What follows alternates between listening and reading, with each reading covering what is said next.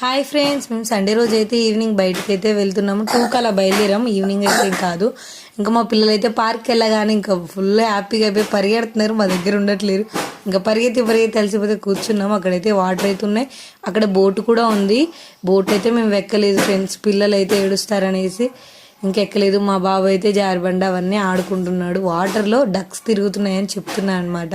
ఇంకో మా చిన్నోడు అక్కడ ఆడదామని సైలెంట్గా చూస్తున్నాడు. ఇంకా జారిబండ అయితే జరిపించా, ట్రైన్ అయితే ఎక్కిపించి అక్కడి నుంచి చూశాడు కదా, ఇంకా అక్కడికైతే తీసుకెళ్ళాము. ఇంకా కింద అయితే పడ్డాడు. వాళ్ళు ఫుల్ అలసిపోయారు పిల్లలైతే. ఇంకా అన్నీ అలా ట్యాంక్ బండ్ దగ్గరికి అయితే వెళ్ళాము. అక్కడ చుట్టూ ఉన్న పార్కులన్నీ తిరిగేసాం అనమాట నిన్న.